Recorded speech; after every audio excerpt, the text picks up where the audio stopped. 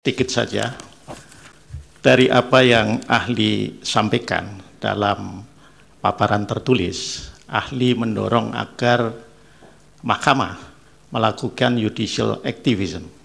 Itu di satu sisi. Tapi di sisi lain juga ada pikiran-pikiran, pandangan-pandangan bahwa mahkamah juga perlu melakukan judicial restraint. Nah, saya ingin tanya dalam konteks antara judicial activism dengan judicial restraint itu posisi mahkamah kalau menurut ahli sebaiknya seperti apa ya, apalagi mahkamah seperti yang tadi disinggung oleh Bawaslu itu dibatasi oleh legal framework tertentu seperti menyelesaikan perselisihan ini dalam waktu 14 hari. Terima kasih. Silakan. Yang terakhir, mohon izin yang mulia Pak Dr. Asrul Sani, bagaimana ketika dihadapkan antara judicial activism dengan judicial restraint?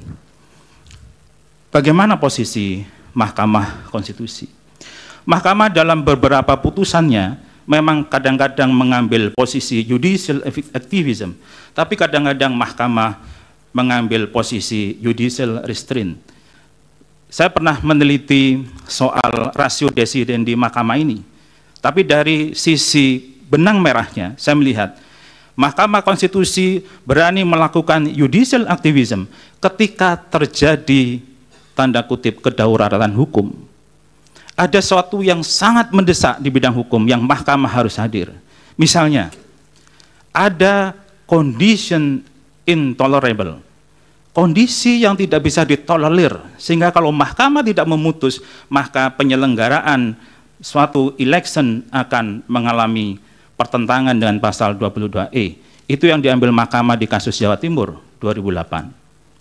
Atau juga mahkamah melihat bahwasannya telah terjadi pelanggaran persyaratan. Ada seorang WNA kemudian mencalonkan diri sebagai kepala daerah. Kalau mahkamah tidak hadir, hanya mengandalkan bahwa prosesnya sudah selesai, seharusnya Bawaslu dan KPU menyelesaikan di tingkat bawah, tetapi tidak jalan, mahkamah hadir untuk memutus bahwa diskualifikasi. Tidak mungkin kepala daerah itu warga negara asing. Tidak mungkin kepala daerah itu belum waktu 5 tahun setelah dipidana, kemudian menjadi kepala daerah.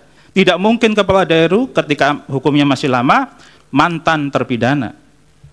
Ini mahkamah hadir dalam posisi-posisi yang intolerable. Ya, Pak, cukup. Terima kasih.